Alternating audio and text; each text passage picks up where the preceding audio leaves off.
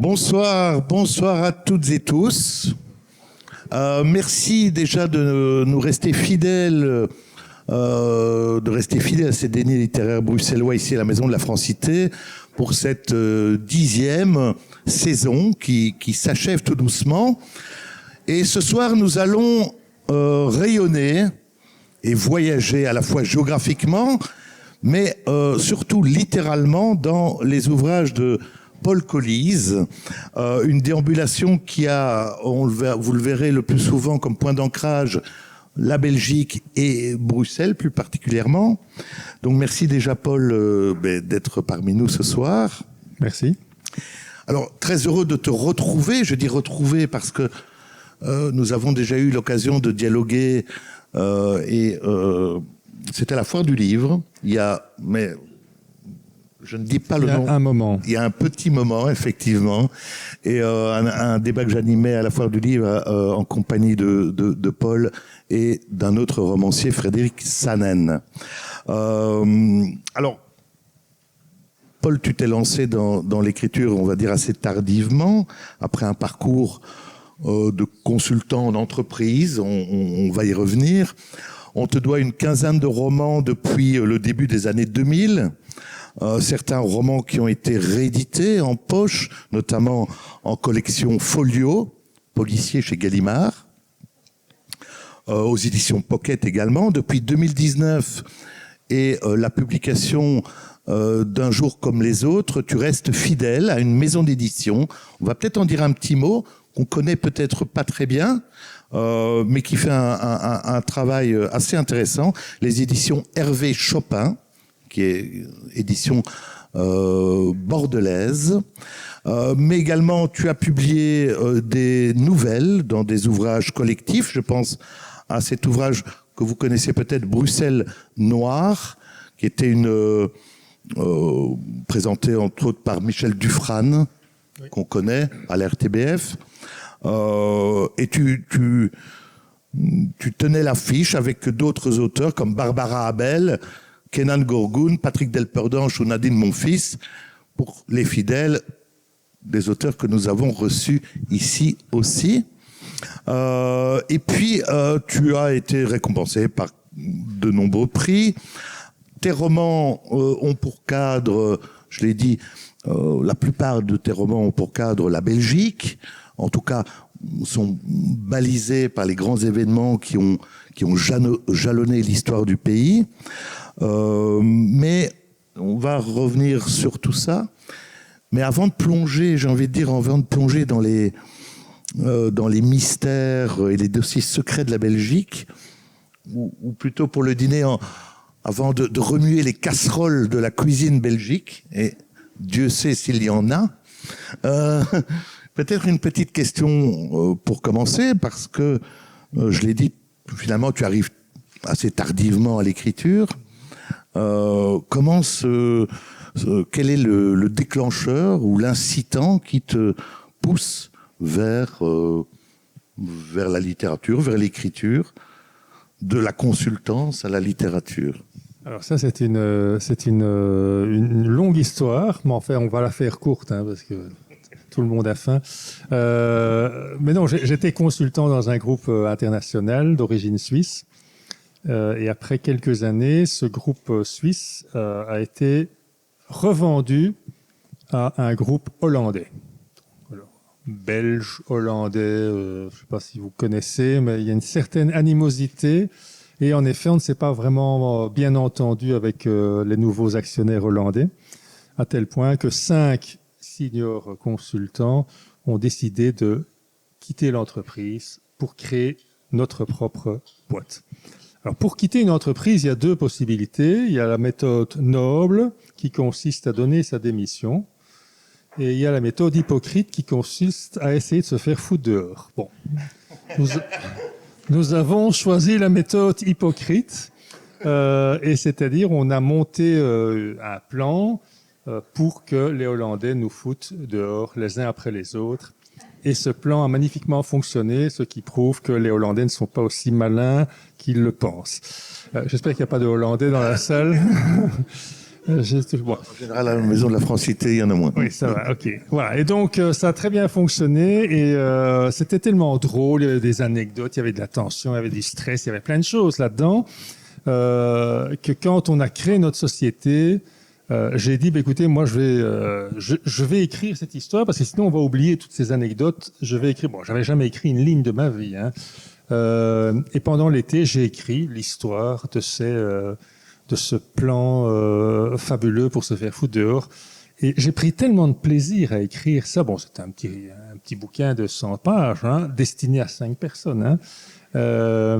Mais j'ai pris tellement de plaisir que je dis, bon, ben maintenant, il faut que j'en écrive un deuxième, quoi. Et comme je suis un grand lecteur, mais ça depuis très très longtemps, de polar entre autres, voilà, donc j'ai dit, bon, ben oui, je vais écrire un polar, voilà. Et j'ai écrit un premier polar, et puis un deuxième, et puis un troisième, un quatrième, un cinquième, un sixième, un septième, et le 8e a trouvé un éditeur. J'avais 60 ans, hein, donc en effet, c'est sur le tard.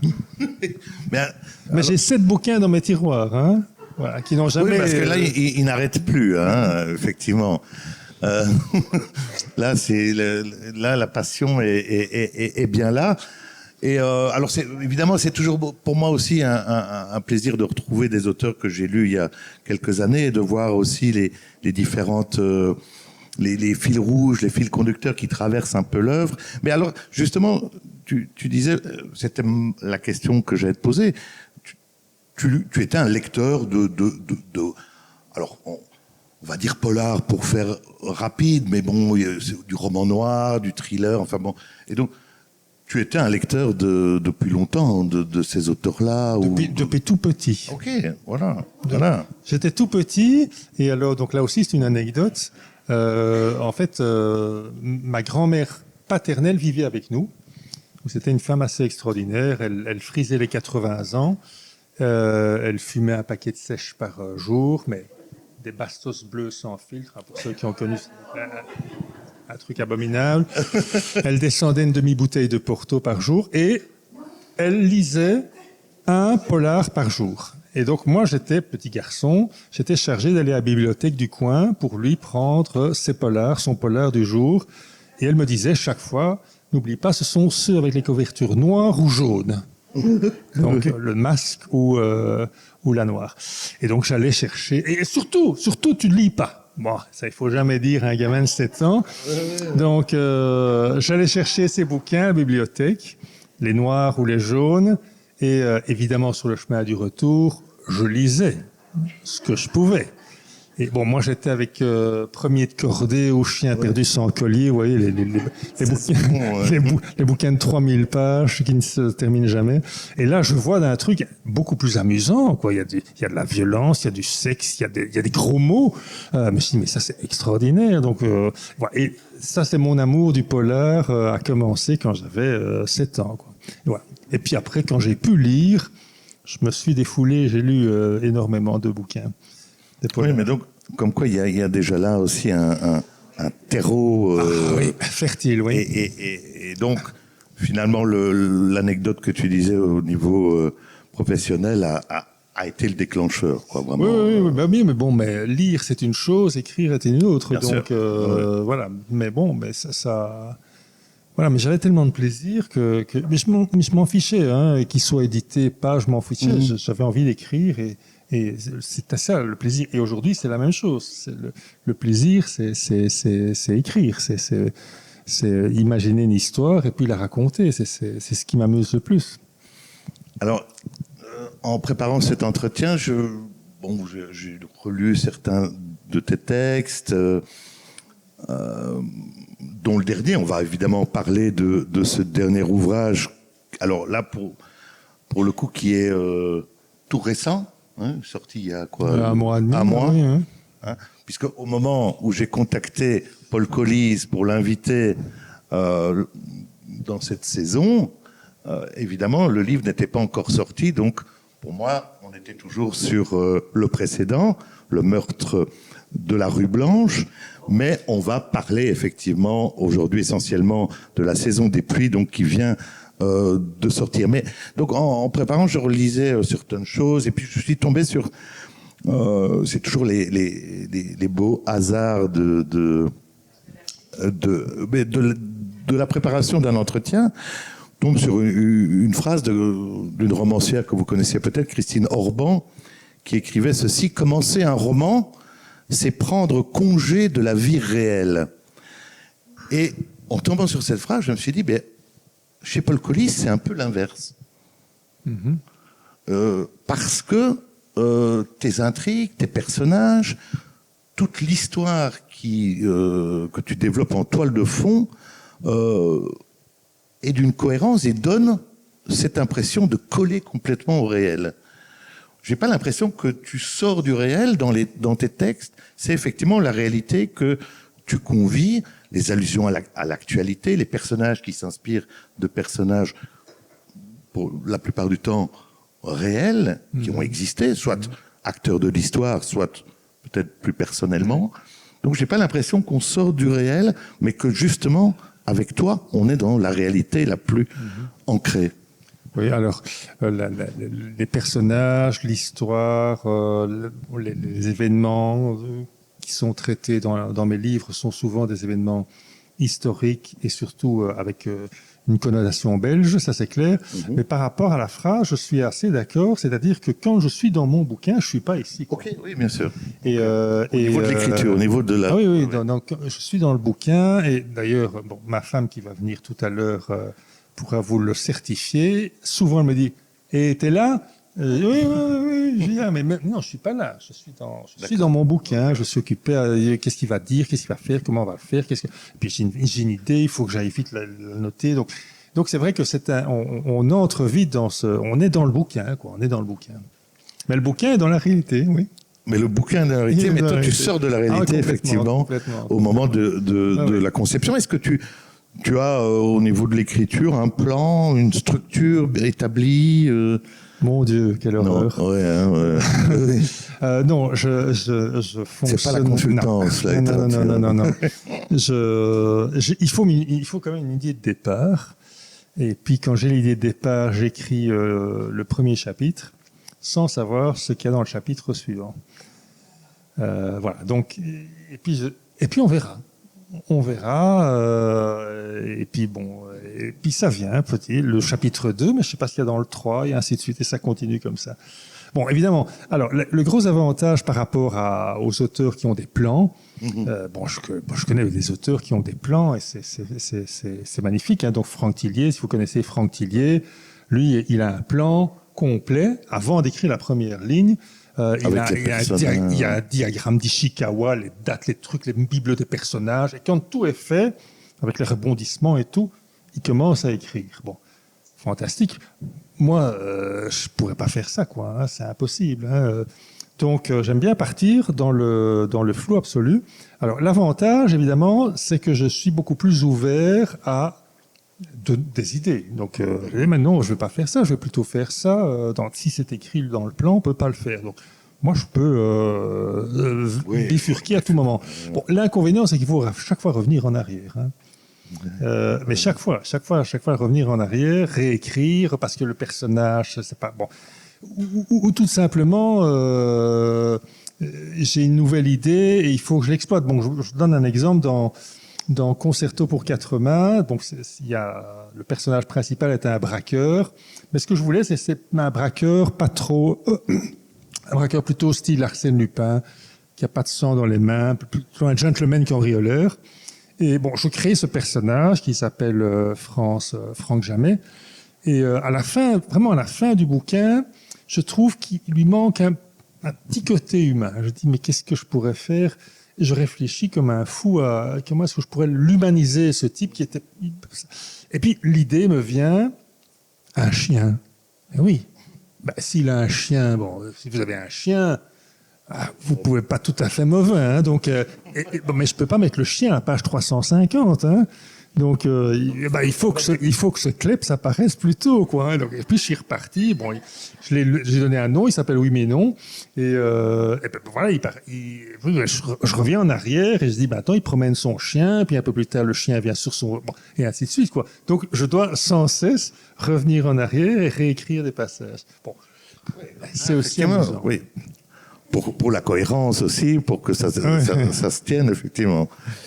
Alors, oui, en introduction, je l'ai dit, on l'a évoqué dans la plupart de tes romans, il y a un cadre historique, notamment des événements qui ont scandé l'histoire de Belgique, de Bruxelles.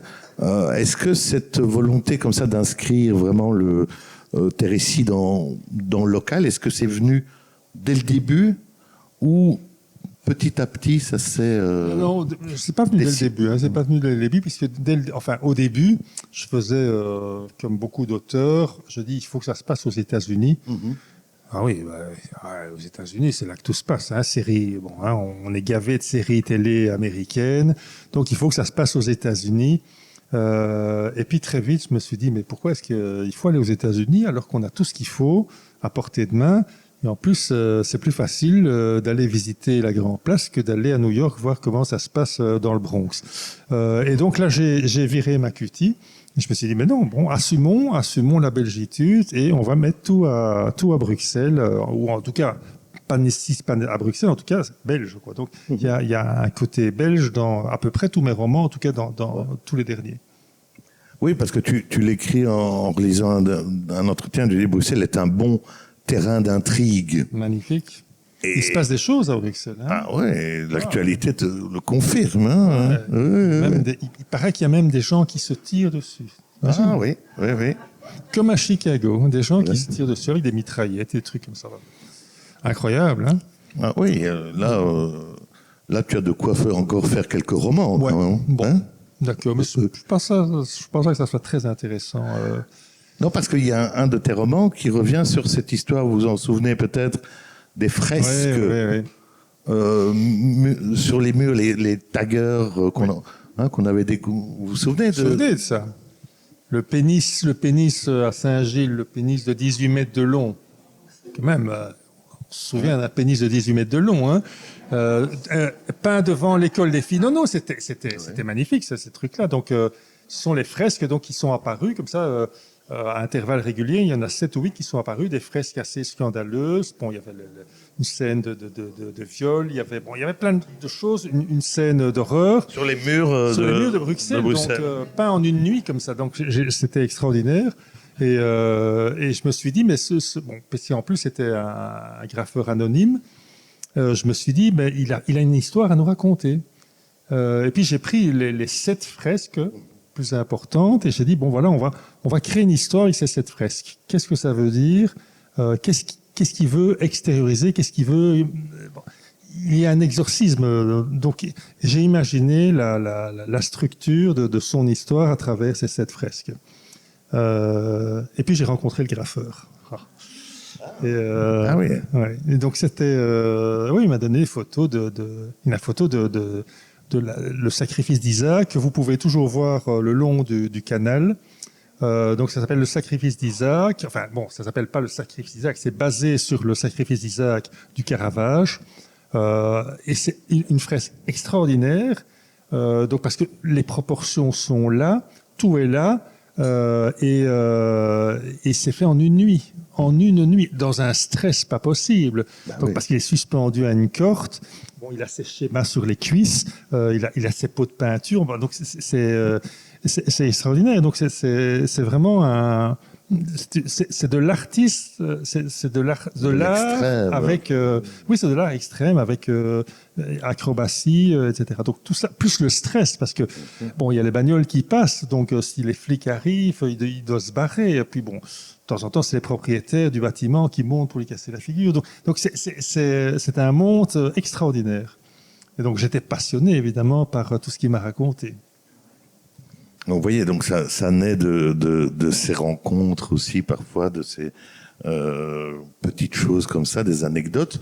Mais je me souviens effectivement qu'on découvrait le matin sur des une nouvelle fresque est à Paris, à Bruxelles, etc.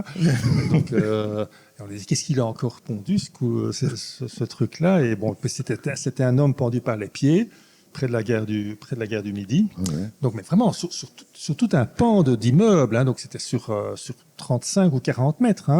Donc, un homme pendu par les pieds, celle-là a été effacée. Ouais. Mais donc voilà, donc ça, le roman peut naître de tout ça. Alors, le dernier roman, c'est pas, on n'est pas du tout dans cette. On a un peu bouché. On est toujours quelque part en Belgique, mais un peu plus loin. On est un peu plus loin. La saison des pluies. Ça pourrait être en Belgique, la saison des pluies. Hein. Effectivement. Mais bon, l'illustration de couverture, c'est moins. C'est pas vraiment Bruxelles. On ne reconnaît pas le boulevard Lambermont. Mais donc, en toile de fond, ici, on a la période de l'indépendance du Congo. On est en 1960, le contexte qui précède évidemment l'assassinat de Lumumba. Alors oui, c'est la toile de fond, c'est pas. Mais effectivement, tu t'imprègnes, tu te plonges dans cette période-là. On va revenir sur la trame de base. Simplement, et on le disait juste avant l'entretien, ironie de l'histoire, de l'actualité ou du sort, au moment où tu présentes, il y a 2-3 semaines, cet ouvrage à l'RTBF, quel est le premier titre ? Donc, que Étienne d'Avignon est appelé au tribunal pour témoigner sur l'assassinat de Lumumba. Donc, le jour de la sortie du bouquin, c'était un hasard. C'était pas calculé, hein. Je n'avais pas calculé les coups. Bon, ça tombait bien. Donc, bon, voilà, il y a des choses aussi qui sont comme ça. Alors, peut-être revenir simplement sur l'amorce, la trame. Alors, en fait, le point de départ n'a rien à voir avec le Congo. Donc, il y a une femme qui s'appelle Claire, qui est une femme active, mariée, mère de 2 filles, mais elle a une sorte de passion. Elle est bénévole aux soins palliatifs. Donc, elle accompagne les gens en fin de vie. Et un jour, un nouvel arrivant, Théo Delcourt, arrive, il a 87 ans, il va mourir. Bon, ça c'est clair, il a quelques jours, peut-être, si tout va bien, 1 semaine, 10 jours à vivre. C'est vraiment, il est en phase terminale. Et il va commencer à lui parler, à elle. Il va lui raconter une histoire, il va lui raconter sa vie, et elle va être horrifiée par tout ce qu'il va lui raconter, parce qu'il va lui raconter des choses assez dures. Et il y a une sorte d'attraction, donc elle trouve que c'est horrible, mais bon, elle doit le faire, puisque c'est le job aux soins palliatifs. Il faut écouter le patient, il ne faut pas juger, il ne faut pas l'interrompre. Mais c'est horrible ce qu'il lui raconte. Il lui raconte sa vie. Bon, et sa vie est assez mouvementée. Mais elle continue à l'écouter. Il y a une sorte d'attraction, comme ça, elle sent qu'il y a quelque chose. Et bon, elle continue. Et voilà. Et donc, on va, en flashback, assister à ce parcours, le parcours de cette vie de ce Théo Delcourt, depuis sa naissance jusqu'à presque sa mort, mais avec en effet quelques passages clés, puisqu'il a été au Congo. Il était mercenaire au Congo et il a participé enfin, il était présent au Congo, on va le dire comme ça, il était présent au Congo à l'époque de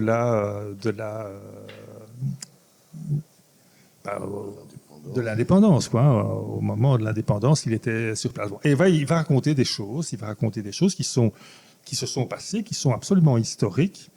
Et voilà. Mais il a quelque chose en plus à raconter. Et elle devra attendre.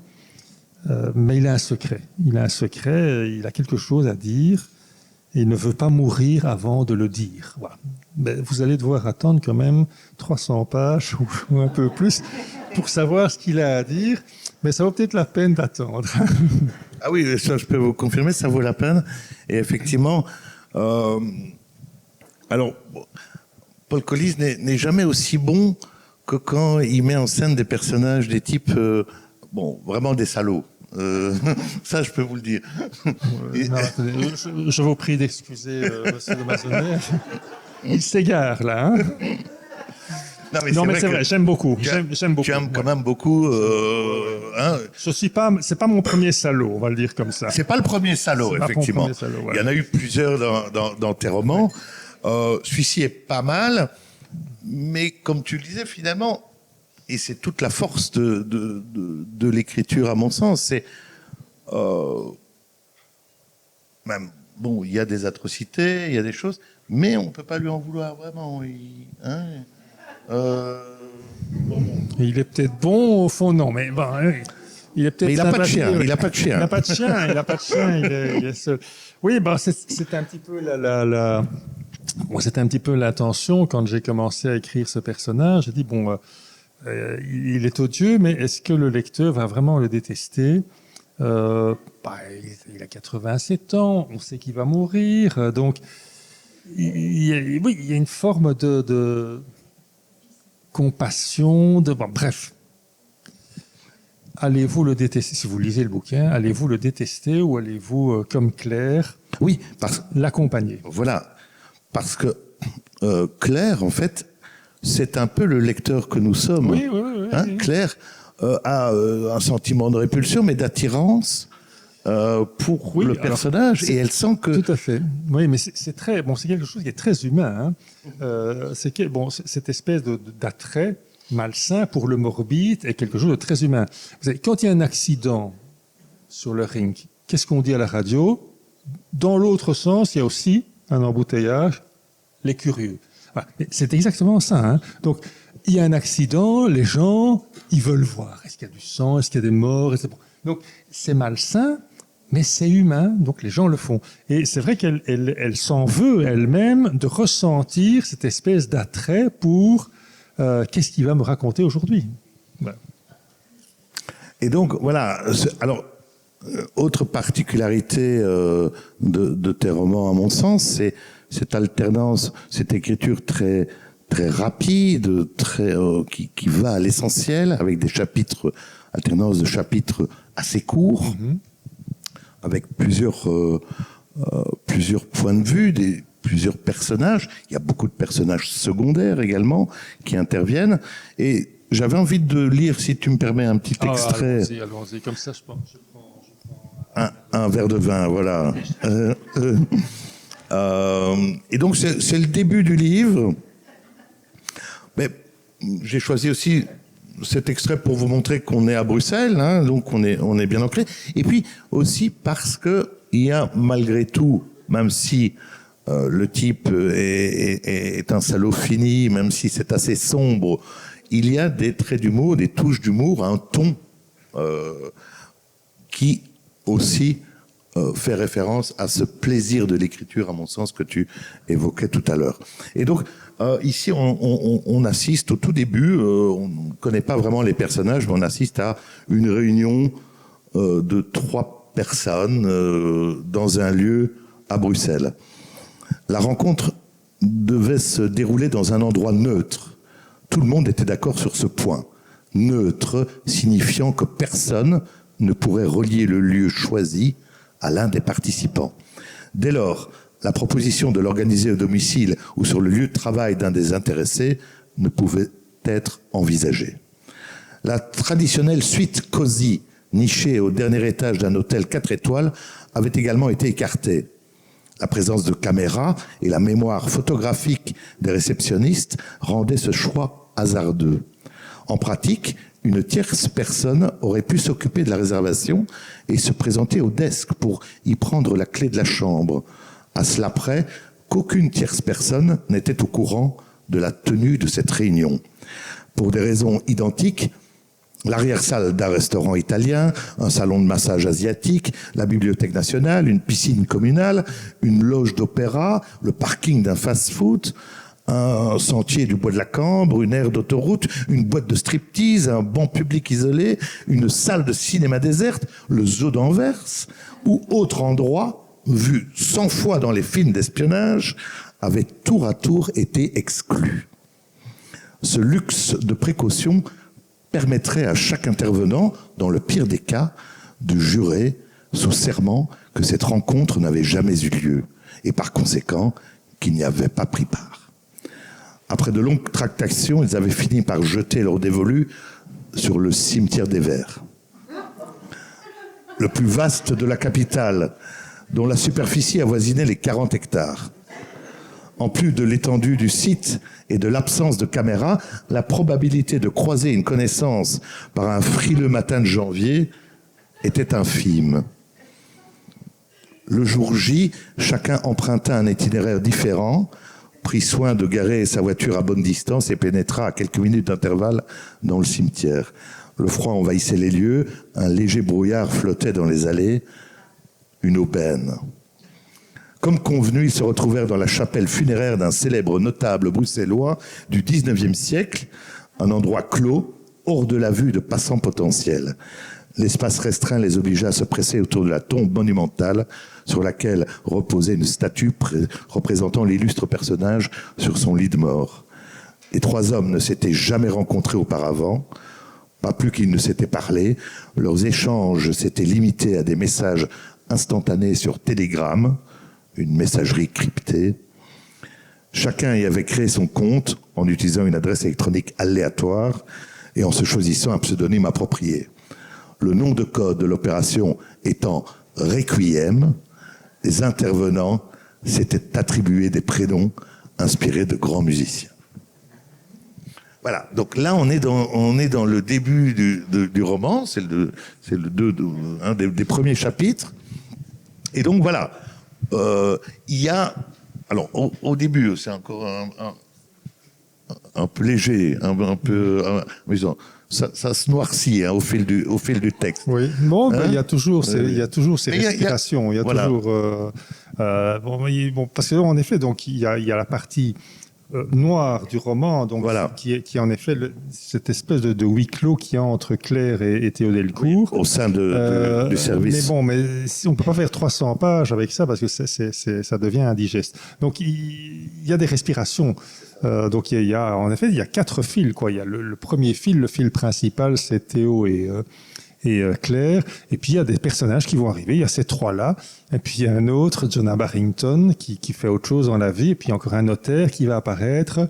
Mais ça sont des respirations. Bon, et plutôt des respirations souriantes. Bon. Oui. Et puis on se relaxe un peu, on sourit et puis on replonge dans le noir. Et après, on est dans ce que nous vivons au quotidien. Tu évoques, par exemple, à un moment, les travaux interminables du carrefour Léonard.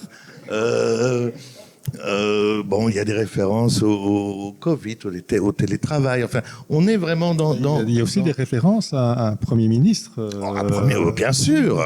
Au premier... Qui n'était à ce moment-là pas encore... voilà. Mais je parle en effet des journées que les Belges attendent d'avoir un gouvernement. Oui, c'est ça, voilà. D'un type qui va arriver... bon. Voilà, donc tout ça se passe en janvier de l'année passée, quoi. En fait, ça se passe en janvier 2025, où il y a Trump qui vient d'être réélu, il y a le Premier ministre qui va être élu. Bref, on est en plein janvier 2025. Et donc en plus, au moment où le livre sort, d'Avignon est envoyé en correctionnel. Bon, soit. Mais donc c'est très bien. Mais alors. Par rapport à cette toile de fond qui est donc cette période tout à fait incroyable de l'indépendance du Congo, on est en 60. Est-ce que cette période t'était familière? Et comment est-ce que tu as travaillé comment t'es-tu documenté? Est-ce qu'il y a eu un gros travail de documentation, de recherche? Oui. Donc, bon, d'abord, ma connaissance était relativement limitée. Non, mais c'est vrai, bon, moi, je suis né en 1953. Donc, en 1960, j'ai 7 ans. Et ce dont je me souviens, c'est que quand j'ai 7 ans, il y avait des nouvelles personnes qui arrivaient dans le quartier. Donc, et on dit, oui, ils reviennent du Congo. Et en effet, et ce sont des nouvelles têtes. Et bon, ils allaient habiter chez leurs parents, chez leurs frères, chez les etc. Bon. Et à l'école aussi, il y avait des nouveaux élèves qui arrivaient. On dit, mais d'où il sort celui-là? Ils reviennent du Congo. Ah, donc, comme si c'était quelque chose d'honteux, quoi. Donc, et ça, c'est ma première vision de ce que représentait l'indépendance. Plus les images qu'on voyait à la télé, évidemment. Hein. Donc, mais ça, c'est vraiment la première chose que j'ai, le premier souvenir que j'ai de ça. Et puis, bon, après ça, bon, quand l'idée m'est venue je me dis, bon, j'aime bien l'ancrage belge, et puis je me suis dit, bon, l'ancrage belge, mais j'ai déjà pas mal travaillé sur les événements belges, m'est arrivée l'idée du Congo. Et là, la première chose, avant de dire je vais me lancer sur le Congo, je vais dire mais est-ce qu'il y a quelque chose à raconter? Et donc là, j'ai commencé à me documenter, mais j'ai dit mais il y a de quoi faire 10 bouquins. Avec tout ce qui s'est passé, il y a de quoi faire 10 bouquins facilement. Et bon, et là, j'ai plongé vraiment dans la documentation, j'ai lu énormément. Enfin bon, c'est pas tellement loin, hein, donc il y a quand même beaucoup de vidéos, il y a beaucoup de photos. Bon, donc la documentation est très accessible sur tout ce qui s'est passé là-bas, même s'il y a des parties qui sont censurées.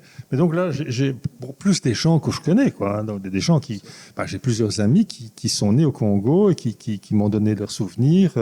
Et donc avec tout ça ensemble, j'avais une très très bonne base pour commencer le bouquin. Oui, et au fond, on l'apprend, mais on ne va pas évidemment divulguer les choses, mais au fil des chapitres, on comprend que Claire sent quelque chose avec Delcourt. Il y a à la fois ce que Delcourt lui raconte, fait naître aussi en elle des souvenirs, des fantômes qu'elle a en elle, et se tisse vraiment entre eux, par le biais de cette narration, une sorte de connivence, finalement. Oui, enfin, c'est une sorte de attraction et rejet, quoi. En permanence, elle est attirée, en même temps, elle rejette, quoi.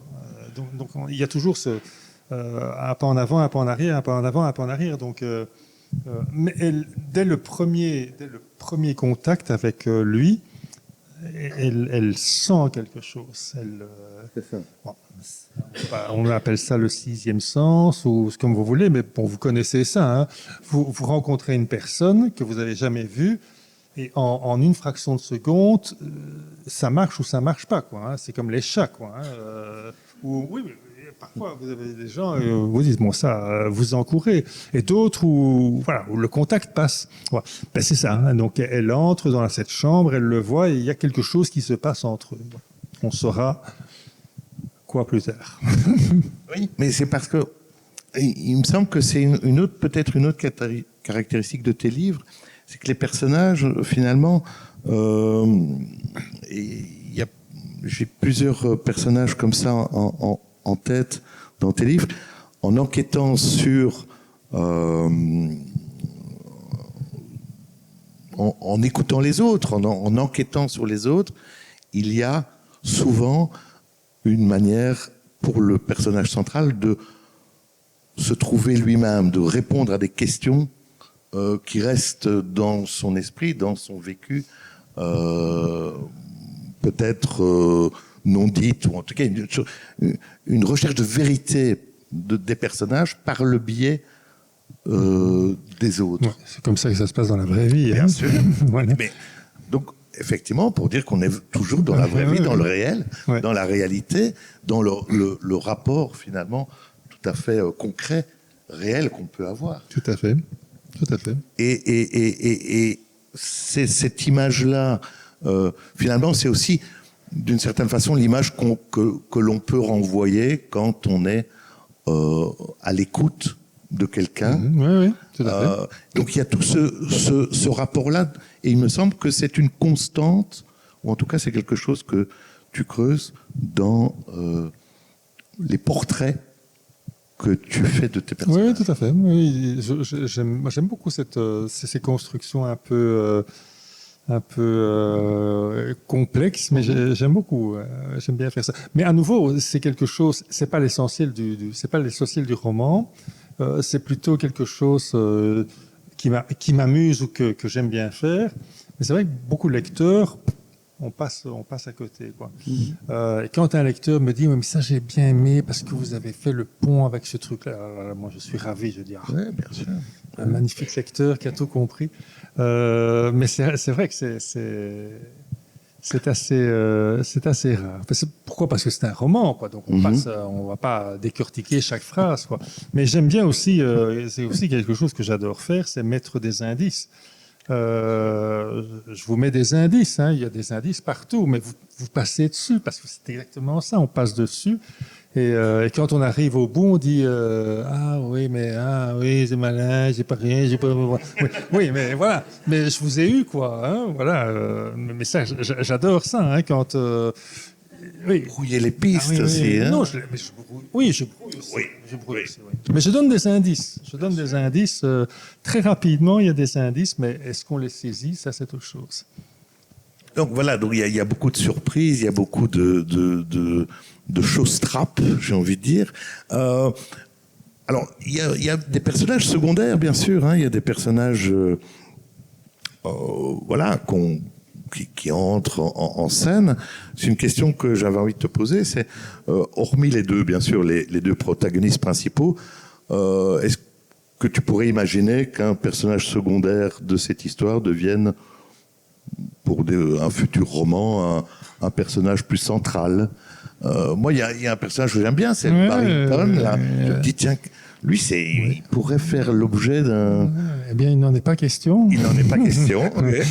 Il n'en est pas question. Non, mais bon... Mais non, mais parce que tu ne travailles pas non plus comme ça. Non, mais bon, il y a des personnages... C'est vrai qu'il y a des personnages que certains lecteurs aiment bien. Donc, par exemple, dans le meurtre de la rue Blanche, il y a un duo. Il y a un duo entre une juge d'instruction et son greffier. Et ce duo fonctionne bien, ça fonctionne bien. Lui, il est admiratif d'elle, il l'idolâtre, il est à ses pieds, etc. Et elle est assez rough, comme ça, elle est assez directe, elle parle cash. Et ça fonctionne très bien. Et donc, ça fonctionne bien. Qu'est-ce qu'on fait? Mon éditrice me dit, Paul, il faut que tu refaites un deuxième opus avec les mêmes. Et je lui dis, il n'en est pas question. Mais non, parce que, non, vous savez, c'est comme les films ou quoi. Hein. Le 2 est généralement moins bien que le 1 et le 3 est une catastrophe. Donc, je ne vais pas commencer comme ça. Donc, je dis, non, pas question. Ben, si ça fonctionne bien, tant mieux. Il n'y en aura pas deux. Il n'y en aura pas deux. Enfin, et John Barrington, tu ne le reverras plus, désolé. Non, mais voilà, mais... Non, là, je suis extrêmement déçu. non, mais oui, mais parce que... C'est un bon personnage, mais il est pas mal. Mais donc, je ne le reverrai plus. Et effectivement, c'est pas ta façon de travailler non plus. Non. Il y a des auteurs. Mais oui, pour revenir à celui-ci en deux mots, mais effectivement, c'est le duo fonctionne assez bien et on peut comprendre que l'éditeur, mais voilà, tu as pu effectivement dire que et ici c'est une juge d'instruction. On en connaît une assez extravagante. Elle a sans doute inspiré un petit peu le personnage. C'est un peu le genre, oui. C'est un peu le genre, ouais, hein, ouais. Et puis alors, peut-être, parce qu'on va... Oui, on va manger, hein. Tout doucement, on arrive au bout, mais... On est quand même venu pour manger. Voilà. Et donc, vous connaissez tous la formule, hein, on va manger, et puis après, vous aurez la parole, bien sûr, pour réagir, pour poser des questions. Oui, alors c'est plutôt aussi tes livres sont plutôt des romans qui prennent ancrage dans la ville plutôt que la campagne, j'ai envie de dire. On est dans du roman policier, mais plutôt citadin. Oui, ce sont pas les romans très actuels. Oui, effectivement, voilà. Ces romans là où Oui. Ou les bouseux. Enfin, Oui, c'est ça. chez les bouseux, mais bon, les romans nature. Voilà. Oui, c'est ça. Nature writing. Nature writing. C'est pas du nature writing. C'est du town writing. Oui, mais bon, c'est parce que c'est aussi, voilà, c'est l'ancrage, c'est Bruxelles que tu connais, Ouais. sont les villes qui permettent aussi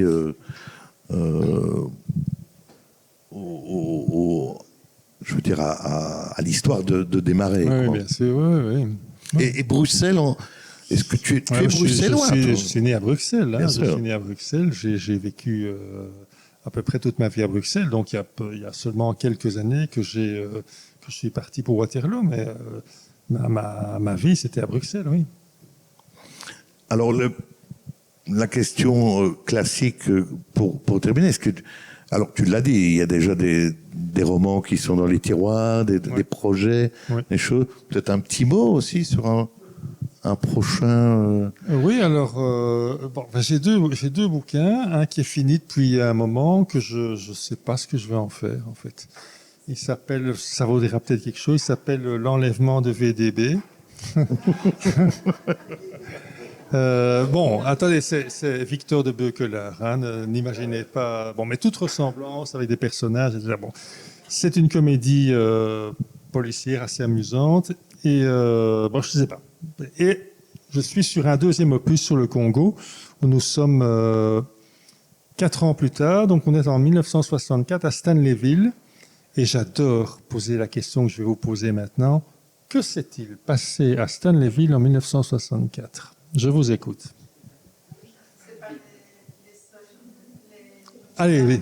l'armée belge qui a fait une intervention. Oui, très bien. Mais pourquoi ils ont intervenu ?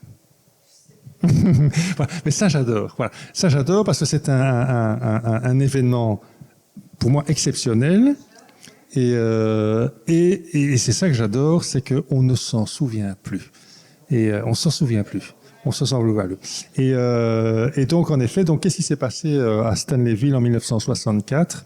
Eh bien, il y a une rébellion. Il y a une rébellion au Congo. Donc, il y a toute une partie de gens qui se sont rebellés contre le gouvernement de Léopoldville. Mais c'est une rébellion qui a fait... ils avaient le tiers du Congo. Hein, et ils ont pris Stanleyville. Et à Stanleyville, il y avait des Européens. Et ils ont pris 2000 Européens en otage. Donc, c'est la plus grande prise d'otage du XXe siècle, donc, où vous avez 2000 Européens qui ont été pris en otage, pas pendant 3 jours, pendant 4 mois. 4 mois. Et dans ces otages, il y avait 500 Belges. 500 Belges qui ont été pris en otage et qui ont subi, pendant 4 mois. Et c'est ça qui m'a intéressé. C'est pas tellement comme vous dites très bien, l'armée belge qui a... oui, ça s'est terminé le 24 novembre avec l'arrivée des paras. Mais ce qui m'a beaucoup plus intéressé, c'est les 4 mois de captivité. Comment ces gens ont vécu pendant 4 mois avec la menace. Parce que c'est les Simba, ça s'appelait Simba, les rebelles Simba, qui étaient ils avaient entre 13 et... c'était énormément de gamins qui étaient drogués à mort, c'était terrible, c'était des sauvages, quoi. Donc, ils tuaient pour rien du tout. Et donc, chaque jour, on se disait, mais est-ce que je vais terminer ma journée ? Est-ce que je vais pas être tué à coups de machette ou Donc, et c'est ça qui m'a intéressé. Ce sont ces 4 mois de captivité de ces Belges-là que je raconte dans ce roman-là. Alors, pour l'anecdote, à Stanleyville, il y avait le consul de Belgique, il s'appelait Patrick Nothomb. Pardon ? Ah oui, Patrick Nothomb. Voilà. Et Patrick Nothomb, c'est le père d'Amélie Nothomb. Voilà. Et lui, il a tenu ces 4 mois. Il a protégé les Belges autant qu'il pouvait pendant 4 mois à Stanleyville. Voilà. Donc c'est historique et j'aime beaucoup le fait que justement on ne s'en souvient pas parce que c'est quelque chose qui est vraiment marquant. Comme d'ailleurs la catastrophe du Bois du Casier que j'ai évoquée. C'est proche, 1958. 56, c'est plus loin. Ah, géographiquement, oui, oui. Mais c'est aussi intéressant parce que quand j'ai décidé d'écrire sur le bois du casier, je fais toujours ce sondage, comme je viens de faire maintenant, c'est le bois du casier. Alors bon, les jeunes générations, c'est quoi ça? C'est un film? Bon, non, c'est pas un film. Voilà. Et plus nos générations, oui, le bois du casier, évidemment. Deuxième question, qu'est-ce qui s'est passé au bois du casier? Ah, voilà, je vous écoute. Il y a eu un coup de grisou? Non. C'est pas un coup de grisou. Et voilà. Donc, on sait, nos générations savent qu'il y a eu le bois du casier, mais qu'est-ce qui s'est exactement passé? On dit coup de grisou, éboulement, etc. Non, c'est un incendie. Voilà. Ça a brûlé. Bon, donc, ça, j'adore, c'est de dire, tiens, voilà, quelque chose qui est marquant, mais on a oublié. Et ça j'adore. Rien que ça, pour moi, il faut faire un bouquin quand je vois que les gens ne connaissent pas. Et le bois du casier, c'est vrai que donc j'ai eu l'occasion de visiter énormément de classes puisque le bouquin a été sélectionné pour le prix des lycéens. Et j'ai rencontré, je sais pas, 500 élèves sur quelques mois. Et ça les a passionnés. Ça les a passionnés parce qu'ils ne connaissaient pas. Et ils ont adoré ce bouquin parce que justement, c'est un événement énorme en Belgique, mais ils ne connaissaient pas. Vous avez rencontré des survivants? Oui. Alors oui. Alors le bouquin a été écrit en grande partie grâce à Urbano Ciacci, qu'on appelle le dernier survivant, et qui travaillait au bois du casier et qui a été sauvé il a été sauvé de la catastrophe parce que ce week-end-là, il est allé se marier dans son village en Italie. Et il est rentré avec sa femme. Oui, mais il rentre. Chérie, tu vas voir, c'est génial la mine. Et il arrive et on lui annonce qu'il y a 262 morts. Donc, mais oui, en effet. Donc là, j'ai eu l'occasion de beaucoup travailler avec lui. Voilà. Et bon, on a fait. Voilà. Mais donc, vous voyez que tout ça est évidemment passionnant. Et donc, voilà. Écoute, merci Paul pour cet échange. Et on va tout doucement passer à table. Et puis on se retrouve après, vous le savez, pour l'échange avec Paul. Et puis, bien sûr, les ouvrages sont disponibles, comme d'habitude, à l'entrée. Voilà. Bon appétit, on se retrouve tout de suite. Bon appétit. Merci Paul, merci. Merci à vous. Merci. Maison.